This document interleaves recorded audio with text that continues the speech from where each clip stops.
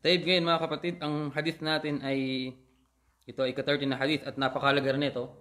Inshallah. Siguro ang hadith na ito lagi natin naririnig bago pa natin matalakay.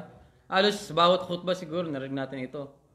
Siguro every year naririnig natin ang hadith na ito sa mga khutbah, sa mga kahit sa Eid minsan kinukhutbah rin ito. Kapag nag-Facebook ka, nakikita mo yung topic na ito tungkol dito. At napakahalaga nito. Ito ay hadith ni Abu Hamza. No, Abu Hamza, Anas bin Malik. Pag sinabing Abu Hamza, Anas bin Malik, sino si Abu Hamza? Si Anas. Ha? Si Anas bin Malik. Sino si Hamza? Anak ni Anas. Mashallah. Barakallahu fikum. Patay niya ay si Malik. Makinig radiyallahu anhu, khadimi Rasulillah sallallahu alaihi wasallam. Siya yung lingkod ni Propeta Muhammad sallallahu alaihi wasallam, yung naninilbi kay Propeta Muhammad sallallahu alaihi wasallam. Kung may kailangan si Propeta Muhammad sallallahu alaihi wasallam, nandiyan si Anas bin Malik. Kaya kabilang sa mga malaking nag-ulat, nagpalaganap ng hadith si Anas bin Malik. Sapagkat ang mga nangyayari sa buhay ni Propeta Muhammad sallallahu alaihi wasallam, karamihan doon ay alam niya. Yung mga inutusan siya, o kaya may mga gawain si Propeta Muhammad sallallahu alaihi wasallam, ito inuulat ni Anas bin Malik. Sabi niya, siya ay lingkod ni Propeta Muhammad sallallahu alaihi wasallam, no, lingkod siya, khadim, lingkod. Ano po? Sabi niya, sinabi ni Propeta Muhammad sallallahu alaihi wasallam, ayon kay Propeta Muhammad sallallahu alaihi wasallam, qala la yu'minu ahadukum hatta yuhibba li akhihi ma yuhibbu li nafsihi. Rawahu al-Bukhari wa Muslim. Hindi matatawag ika, sabi niya, ang isa sa inyo hindi magiging ganap ang pananampalataya ng isa sa inyo hanggat hindi niya naising mahalin ang kanyang kapatid ng tulad ng pagmamahal niya sa kanyang sarili. Ang hadith ay naiulat ni Bukhari at ni Muslim. Ang sabi rito, la yu'minu. Hindi ibig sabihin na hindi naniniwala. Kasi yung Tagalog ng yu'min, no, naniniwala. Ang pakahulugan ng hadith na ito, hindi nagiging ganap ang pananampalataya ng isa sa inyo. Nananampalataya siya, ngunit hindi ganap. Bakit? Dahil hanggat hindi niya naising mahalin ang kanyang kapatid ng tulad ng pagmamahal niya sa kanyang sarili. Mamaya papalawag natin ang kahulugan ng hadith na ito. Ano po? Ngunit, ang gusto natin sabihin dito, yung isang pangungusap, yung la yu'minu. Ito ay nagpapatunay lamang mga kapatid na may mga tao na naniniwala sila kay Allah. Ang Panginoon ay si Allah. Yung anim na paniniwala at ang 5 haligi ng Islam nasa Kanya. Kanya lang hindi ganap ang kanyang paniniwala. May pagkukulang. Kaya ang ibang mga Kristiyano, lagi tinitignan ang ugali ng Muslim. Bakit si yung amo namin ganito? Bakit si Pulan ganito? Huwag mong sisihin yun kasi ang tao ay pagkukulang. Buksan natin ang isipan natin. Lahat tayo nagkakasala sa loob ng araw at gabi. Kahit mga Kristiyano, mga pari nga, lahat nagkakasala. Kaya hindi ba siya ng tao? Kaya ang hadith na ito, tumutukoy siya na ang pananampalataya ng isa sa inyo hindi ganap hanggat hindi niya naising mahalin ang kanyang kapatid tulad ng pagmamahal niya sa kanyang sarili. Meron pang hadith dito sinabi ni Propeta Muhammad sallallahu alaihi wasallam, la yazni zani hina yazni wa huwa mu'min. Sabi, hindi nakakagawa ng pangangalo niya. Ano po? Ng pangangalo niyang isang tao. Hindi nakikiapid ang isang tao habang ginagawa niya ito, wa huwa mu'min, at siya sumasampalataya. Ibig sabihin, ang isang mu'min nakakagawa siya ng zina. Ano po? Ano yung zina? Yung literal na kahulugan ng zina? Yung adultery. Yung pakipagtalik sa hindi asawa, halimbawa mag-boyfriend, girlfriend, nagtalik sila, haram yun sa Islam, kasalanan yun. Habang ginagawa niya yung ganong gawain, hindi siya sumasampalataya kay Allah. Nawawala siya sa nagkukulang kanyang panampalataya. Ngunit hindi ibig sabihin, lumayo na siya sa Islam. Ano po? Lumayo na siya saan? Sa Islam. Hindi katulad ng mga ng la ilaha illallah. Yung Khawarij, kapag makagawa ka ng kasalanan na malaki kasalanan, hindi ka na matawag sa kanila na Lalabas ka nila. hindi ka na matawag na sumasampalataya. Kaya nga kapag di ka maniwala sa kanila, halal yung dugo nila sa iyo. Wallah. Ang Khawarij, nakakatakot sila. Yan yung ginawa na sa Marawi. Mga kapatid, kapag hindi ka susunod sa kanila, papatayin ka nila. Makagawa ka ng malaking. Samantalang tayo sa Islam, ang tawag natin sa kanila, mga Muslim pa rin sila. Kaya nga sabi ni Ali radhiyallahu anhu, ikhwanun, tawag nila sa mga Khawarij. Sabi ni Ali radhiyallahu anhu, ikhwanun bagaw alayna. Ibig sabihin, sumuway sa atin, kinalaban tayo. Pero ang tawag ni Ali sa kanila, kapatid. Kanya lang, lumabas sila sa Islam eh. Hindi sila sumunod sa pinuno nila, sa kanilang amir. Ngunit tayo, ang tingin nila sa hindi sumusunod sa kanila, kafir. Halal ang dugo. Kaya nakakatakot mga kapatid. Nakakatakot ang kaunti ang kaalaman sa pananampalatayang Islam. Ito yung una. Pangalawa, wala yasriqu sarik hina yasrik wa huwa mu'min. At hindi nagnanakaw, no, ang isang magnanakaw. No? Ibig sabihin kumukuha siya ng gamit. Yung ginagawa niya yun, wa huwa mu'min. Ibig sabihin yung gawain na yun, hindi gawain ng isang sumasampalataya. Ngunit Muslim siya, hindi. Muslim siya. Kanya lang yung ginagawa niya, habang ginagawa niya yun, nagkukulang siya sa kanyang pananampalataya. Ang gawaing zina, ito yung kabilang sa mga kabair, malaking kasalanan. Pati rin yung pagkuha ng karapatan, yung pagnanakaw, malaking kasalanan din yan. At sa Islam, kung sino man nakagawa ng zina, sino man nakagawa ng pagnanakaw, hindi natin sila nilalabas saan? Sa pananampalatayang Islam. Ito yung paniniwala ng Ahlus Sunnah wal Jamaa, ng mga Salafus Salih. Ngunit sila nakagawa ng malaking kasalanan. Kaya sa hadith na ito, la yu'minu, hindi nagiging ganap ang tinutukoy rito ang pananampalataya ng isa sa inyo hanggat hindi niya naising mahalin ng kanyang kapatid tulad ng pagmamahal niya sa kanyang sarili. Ito ay may ang hadith na ito ay mayroong dalawang baitang. Ano po? An yuhibbuhum. Ito yung una. Mamahalin niya sila, walakinahu la yuhibbu lahum ma yuhibbu li nafsi. Fahada tahaqqaqa ladayhi muwalatul mu'minin wa hubbihim. Sabi rito, ang hadith na ito may dalawang baitang. Una rito, ang mamahalin niya ang kanyang mga kapatid na Muslim. Lahat ng Muslim mahal niya, no? Iba't ibang lahi, iba't ibang tribo, mahal niya sila. Ngunit, hindi niya minamahal para sa kanila kung ano yung gusto niya sa kanyang sarili. No? Ito yung unang baitang. Hindi niya minamahal sila nakatulad na kung ano meron siya. Inshallah mamaya dadaan natin yung pahintulad na to. Ang sa kanya, nakuha niya yung pagmamahal sa mga sumasampalataya. No? Siya ay Muslim na, yung pakikitungo ng mabuti sa kanila, at ang pag-ibig para sa kanila, nakamit niya ito. At kabilang yun sa mga ibada. Ang pagmamahal sa mga sumasampalataya, kabilang saan? Sa ibada. Ito ay pagsamba kay Allah subhanahu wa ta'ala na kung saan siya ay napapalapit kay Allah subhanahu wa ta'ala. Wa qad da'a an-nabi sallallahu alaihi wasallam li Abu Hurairah an yuhibbaba ilayhi al-mu'minin. At si Propeta Muhammad sallallahu alaihi wasallam siya ay nanalangin para kay Abu Hurairah na mahalin siya ng mga mu'minin. Sino? Si Abu Hurairah. Kaya tayo mga kapatid, araw-araw natin nababasa, napapakinggan sino? Si Abu Hurairah sa hadith. Di ba? Dahil saan? Sa dua ni Propeta Muhammad sallallahu alaihi wasallam. Ang pangalawang baitang mga kapatid, sabi rito, an yuhibba lahum ma yuhibbu li nafsihi min al-khair. Fa bihadi yanalu al-mar'u kamalul iman. No? Ang pangalawang baitang, mamahalin niya ang mga Muslim, ang mga mu'minin ng tulad ng pagmamahal niya sa kanyang sarili. Ang una, mahal niya sila. Mahal niya. Halimbawa tayo rito, mahal natin ang bawat isa. Ngunit meron sa atin dito, maaring hindi niya mahal ang kanyang kapatid tulad na kung anong meron siya. Ano po? Kung ano yung nakakamit niya. Ngunit yung pangalawang baitang, mahal niya sila at gusto niya rin na ang kanyang mga kapatid ay makamit kung ano ang meron siya. At sabi rito, nakamit niya ang buong pananampalataya. Kaya sabi sa hadith ni Propeta Muhammad sallallahu alaihi wasallam mga kapatid, "Thalatha man kunna fi wajada bihinna halawat al-iman." Sa ibang hadith, sino man ika ang taglay niya ang tatlong bagay na ito, malalasap niya ang tamis ng pananampalataya. La ilaha illallah. Ibig sabihin sa iman. Yung iman, kung ano meron tayo, meron pala itong lasa, may tamis. No, masarap ang pananampalataya. Kaya minsan makikita nyo, yung mga tao bigay na lang ng bigay, wala pakialam. Kahit mawalan sila ng pera. Bakit? Kasi masaya sila eh. Sa ginagawa nila, meron silang gantimpala na makuha. Parang yung hadith na si Abu Bakar.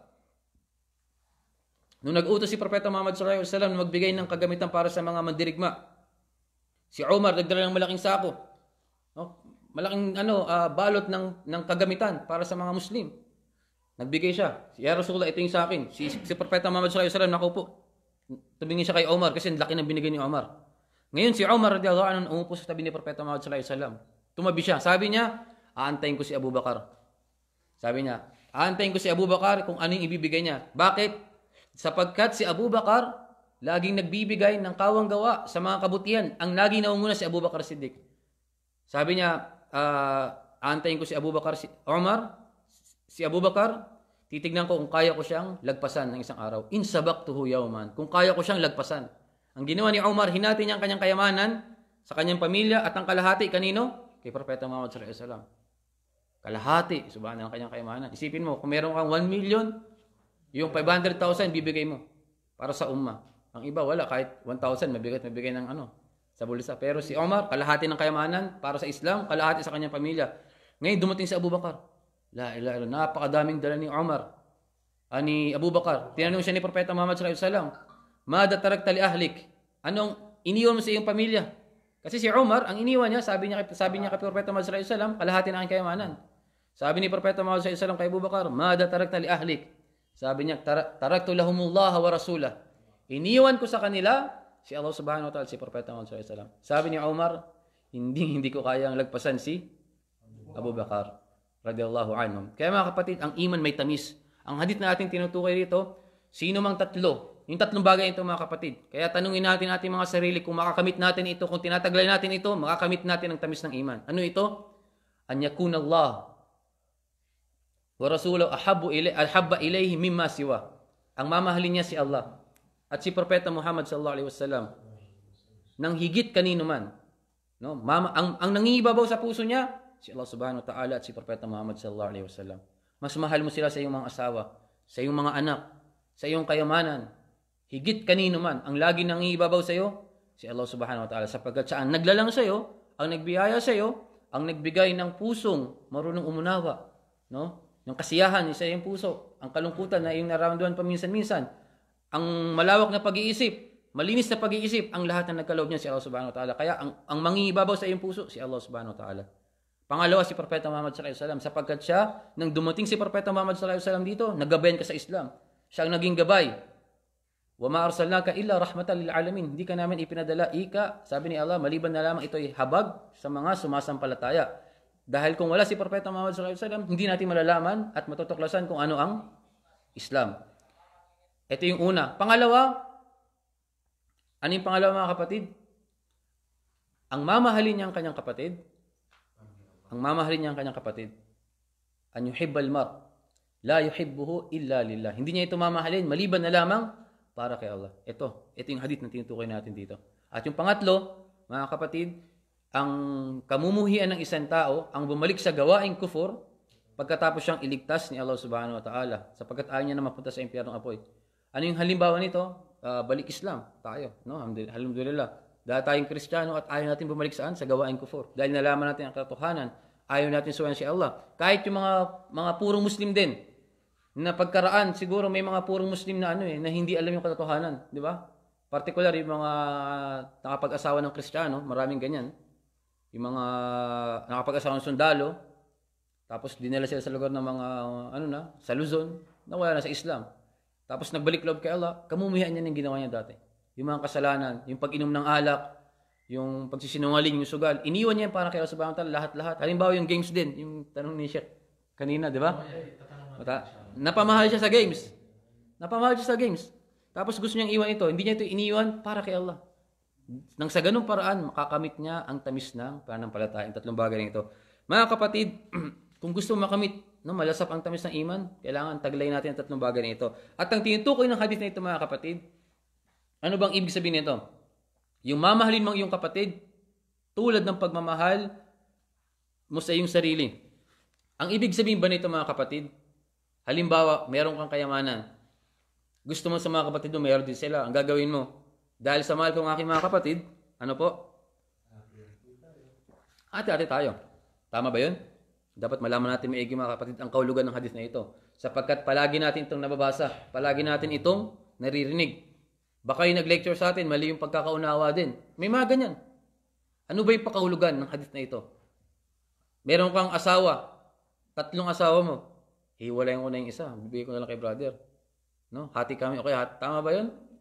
Mali yun, mga kapatid. Ang kahulugan ng hadith na ito, kung ano ang meron ka, halimbawa, negosyante ka, okay, mahusay ka sa isang gawain, may kaalaman ka, gusto mong mataglayin din ng iyong mga kapatid.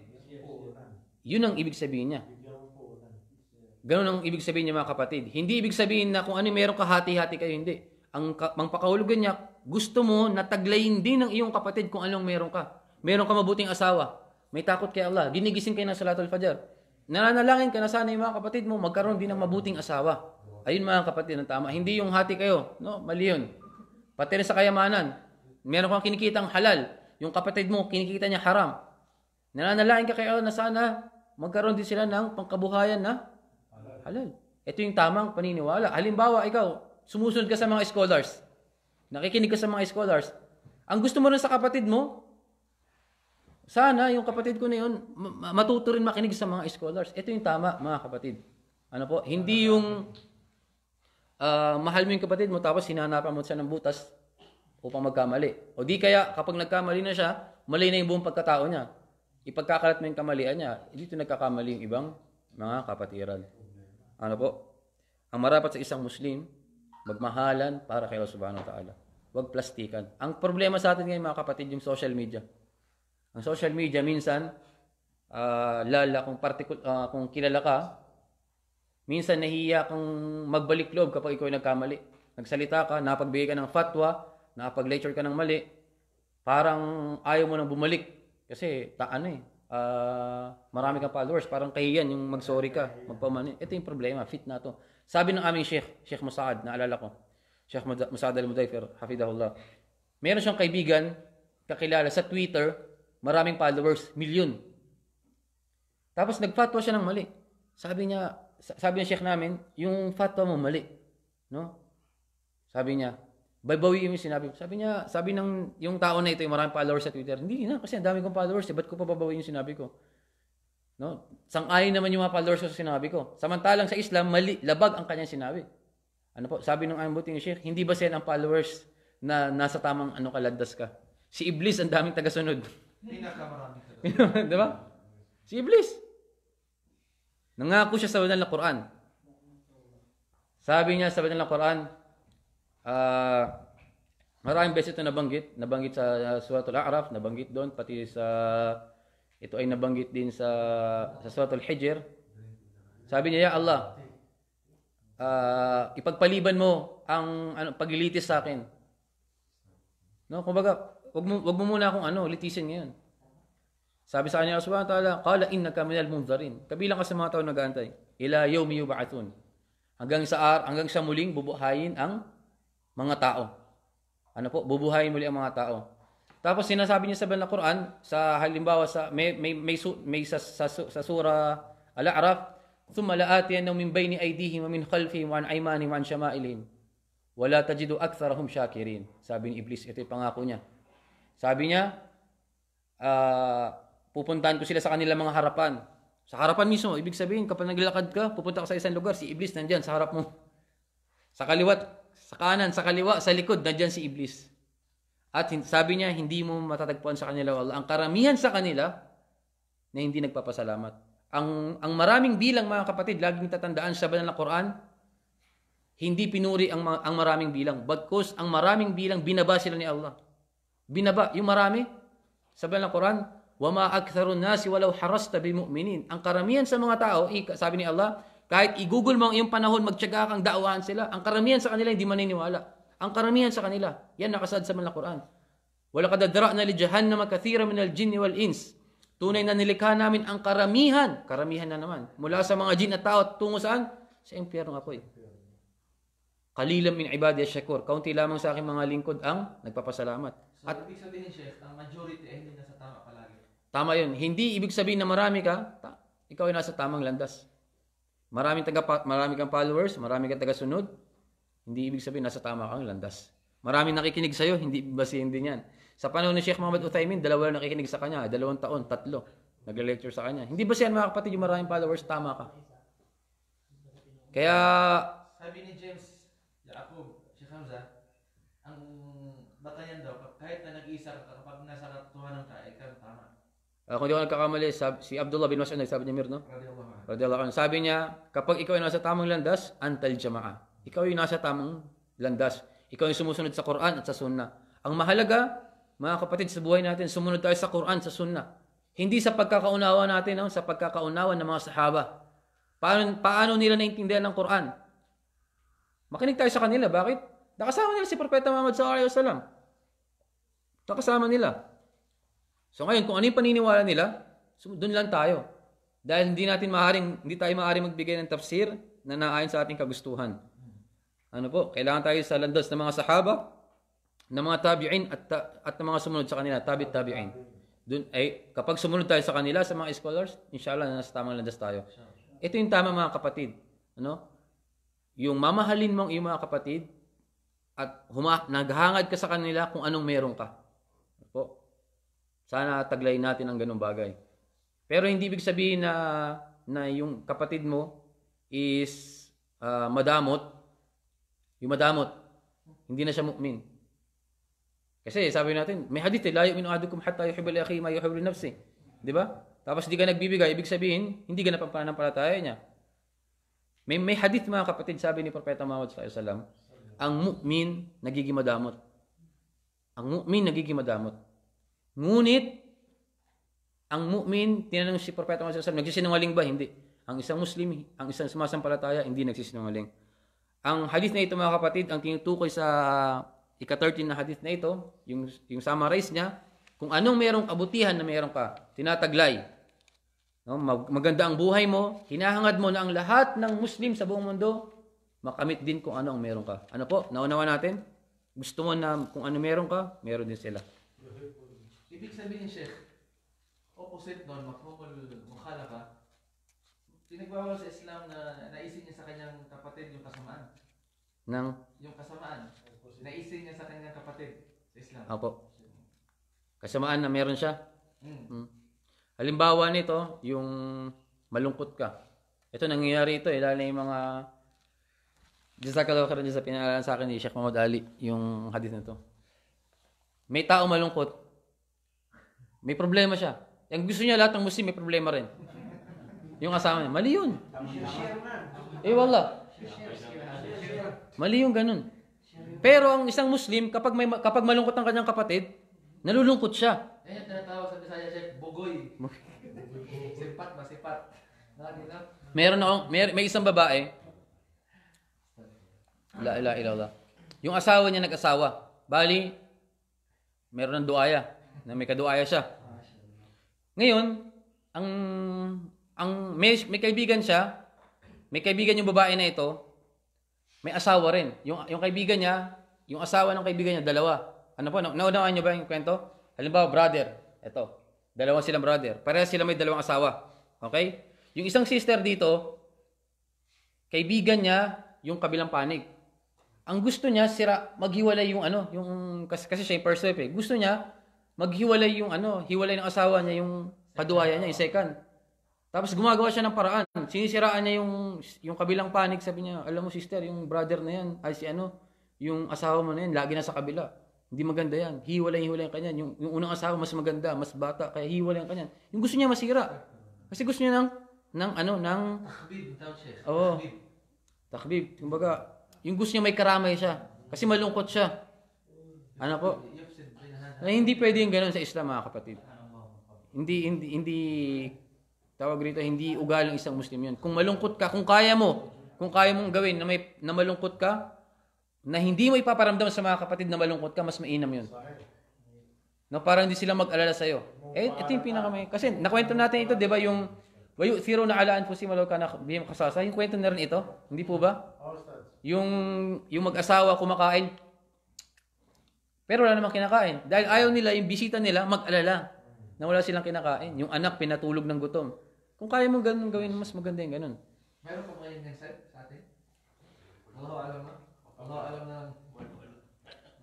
Mga kapatid, yung ganitong tanda, yung mamahalin mo yung sarili tulad ng pagmamahal mo, mamahalin mo yung kapatid tulad ng pagmamahal mo sa iyong sarili, iilan na lamang ito sa panahon pang kasalukuyan. Ano po? Karamihan kasi ngayon naiinggit. Ang gusto bumagsak ang kapatid niya. Ano po? O kaya naman ayaw niyang yung nasa unang bahagi siya. Nasa unang bahagi siya. Halimbawa niyan sa kahit sa social media nagyayari yan eh. Yung mga tao na ayaw mag-share. Ito, hindi at share to kasi sa akin lang yung kaalaman na to. Hindi, kung may kaalaman yan, nakita mo, ibahagi mo sa iba. Huwag mo ipagdamot yung kaalaman na natutunan mo. Kung nakita mo yan, maganda yung tinuturo, ibahagi mo. Ang iba kasi takot ayaw masapawan. Ito na siya. Dapat ako yung manguna. Mas maalam ako sa kanya, kailangan ako. Wallahi, fitna. Nawawala na yung sa hadith, wa ta'awanu al birri wat ay sa aya, wa ta'awanu al birri wat taqwa. Alal birri wat taqwa, magtulungan kayo. Ala, yung kalima na ala rito, yung sabi sa alal bir, no? Sa kabutihan at sa bagay na ikakalapit ninyo kay Allah subhanahu wa ta'ala sa mga nung kayo ay madaragdagan ng takot ninyo kay Allah subhanahu wa ta'ala. Unang tanong mula kay Jeremy Lazaro. Assalamualaikum Ustad, ako po isang Muslim, adik po ako sa ML, Mobile Legend, no? Pero ititigil ko na po ngayon. Tanong ko lang po, pwede ko po ba ibenta yung account ko sa ML? Sana po masagot. Tanong sa mga siguro hindi rinig sa ano yung tanong, no? I-review ko lamang. May isang Muslim na na-addict sa ML. Muslim na na-addict sa ML, yung Mobile Legend. Ngayon gusto niya na magtauba. At meron siyang account niya, di ba? Tapos yung account niya gusto niyang ibenta. Kasi sayang yung account niya. Kumbaga siguro mataas na yung level niya. Ganun ba 'yun? Mataas na yung level? Kumbaga nanghihinayang siya. Matic na siguro. Matic na. Matic? Ha? Matic? Matic? Matic o Matic? Paano? Matic. Matic ba? Hindi ko rin alam. Mythic. Mythic. Mythic. Ibig sabihin natin mataas na yung level niya. No, sa Mobile Legend. Maaari niya ba itong ibenta? Kasi gusto niya magtauba. Ang sagot natin diyan mga kapatid, hindi mo maaring ibenta yan. Kung tunay kang nagtauba kay Allah subhanahu wa ta'ala, kung tunay kang nagbalik loob kay Allah, iiwan mo yan. Kasi ang tauba, mayroon itong tatlong kondisyon. Tapos may ikaapat ito, kapag sa karapatan ng tao, ang unang kondisyon ng tauba, no, yung pagsisisi. Yung pagsisisi saan? Sa nagawang kasalanan. Nagsisisi ka. Ngayon, nagsisi ka na. Ano yung pangalawa? Yung pangalawa, yung pag-iwan saan? Sa nagawang kasalanan. Oo. Nagsisi ka tapos iiwan mo na siya. Kasi hindi ibig sabihin nagsisi ka tapos ginagawa mo naman. Hindi ka nagsisi. No? Hindi tauba yun. Tandaan nyo mga kapatid na yung tauba. Pag sinabing tauba, ito yung nakagawa ka ng malaking kasalanan. Yung adultery, yung pagnanakaw, yung pagpatay, yung act sa walidain, pagsuway sa mga magulang, pananakit ng kapwa, lahat ng malaking kasalanan na yan. Dapat, taglayin mo ito kung gusto mong magbalik loob kay Allah ng tunay. Magsisi ka. Iwan mo ang nagawang kasalanan mo. Pangatlo, yung hindi mo nababalikan ang nagawa mo. Ano po? Paano hindi babalikan? Yung halimbawa niyan, yung ML. Kung tunay kang nagbalik loob kay Allah subhanahu wa ta'ala, iiwan mo na yan. Wala ka nang pakialam kahit mataas pa yung account mo, yung level mo dyan. O kaya, delete mo. Hindi ko alam yung ganyang bagay, no brother. Pero basta, iwan mo na lang. Huwag ka na makuha ng pakinabang dyan. Halimbawa rin yan, yung nagtitinda ka ng mga baboy. Kung nagbalik loob ka kay Allah subhanahu wa ta'ala, anong gagawin mo sa baboy? Pamigay.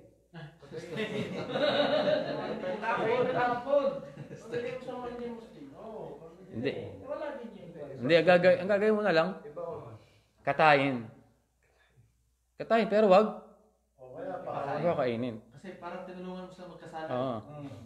Gayon din sa ML. Ano po? Yung ML na yan, kahit iniwan mo na yan, tapos may nakikinabang na account mo, may wizard kang nakukuha. Ibig sabihin ng wizard, kasalanan pa rin. Kasi nagsimula sa'yo. Tapos yung pinagbentahan mo, hindi mo alam, addict din pala. Tapos yung maganda yung level mo, gustong gusto, sige, ito sa akin, ito. Baka mas addict pa nga sa kanya. Mas addict pa sa'yo, di ba? Ma-addict yun. Hindi Tap- mo bibili ng walang alam sa iyo. Tama. Hindi mo bibili, ang bibili din, addict din. Kaya ganun mga kapatid. Parang pinasa lang niya yung yung labanan niyang kasalanan. Ano niya yung kasalanan niya. Hindi pwede na ibigay mo yung kasalanan sa iba. Ano po? At yung pang-apat na kondisyon, kapag nakagawa ka ng karapatan sa tao, nung nakuha naman siya ng karapatan, dapat sa'yo humingi ng kapatawaran sa kanya. O di kaya, ibalik mo yung nakuha mong karapatan sa kanya. Halimbawa, meron kang kinuhang cellphone sa kanya. Meron kang kinuhang pagkain. O di kaya, gamit na mahalaga. Dapat mo sa kanya ibalik kung tunay ka nagtauba. Yung pera, halimbawa, dapat mo sa kanya ibalik ito. Ngayon, kung naiiyak kang ibalik sa kanya direct, mag-utos ka ng tao na maaaring ibalik yun. Kapag nasiraan mo naman siya ng puri, nasiraan na po siya, ng puri, humingi ka ng kapatawaran sa kanya. Sabi niya, fulan, pasensya na dahil nakarang taon, nakarang buwan, siniraan kita. Kapag ang tanong, paano kung nahiyang ibalik yung bagay na nakuha o di kaya nahiyang mag-sorry? Ano yung gagawin niya? O di kaya namatay na yung taong siniraan niya? Namatay na. Diba, namatay? Wala na. O di kaya hindi mo alam kung nasaan na siya, ano yung gagawin? Ang unang gagawin mo, kapag may pera na kinuha mo sa kanya, ibibigay mo sa kamag-anak, sa asawa, sa anak. Kapag wala talaga, hindi mo alam, ibigay mo sa mga tao, niyat sadaka, na sa kanya. Ito, ibibigay mo, halimbawa, 5,000. Ibibigay mo sa mga mahirap na Muslim. Pero yung niyat mo, hindi para sa'yo. Wala kang gantimpala ron, sa kanya. Ano po? Pangalawa, kung di mo kayang humingi ng paumanin sa kanya, sorry, hihingi mo siya ng kapatawaran kay Allah. Ya Allah, patawarin mo si Fulan, patawarin mo rin ako. Kasi hindi mo kayang humingi ng sorry. Pero ang pinakatama, humingi ka ng paumanin sa kanya. Ano po? Wallahu a'lam. Sheikh, meron pangalawang tanong. Si Abdul Hadi Im Halil. Assalamualaikum ya Sheikh, sabahul khair. Tanong ko lang po, halimbawa po nang sala kami ng Maghrib. Pagkatapos kami magsalam, biglang umulan ng malakas. Ang tanong po Sheikh, pwede po ba namin na i-join ang Isya pagkatapos ng Maghrib? Wallahu a'lam. Ikaw sumagot. Tanda. La. Depende sa hal yan. Malakas kung malakas talaga. Kasi bakit tayo nagja-jama? Yung una, papaliwanag ko sa inyo. Sheikh, umulan ng malakas, biglang umulan ng malakas. After salam ng Maghrib. After salam ng Maghrib. Bakit tayo nagja-jama? Kasi dito sa Saudi Arabia, minsan siguro nagulat kayo kahit di gaano malakas ang ulan, nagja-jama na, di ba? Di ba? Hindi totoo. Marami. Ilang beses hindi malakas ang ulan, pero ginajama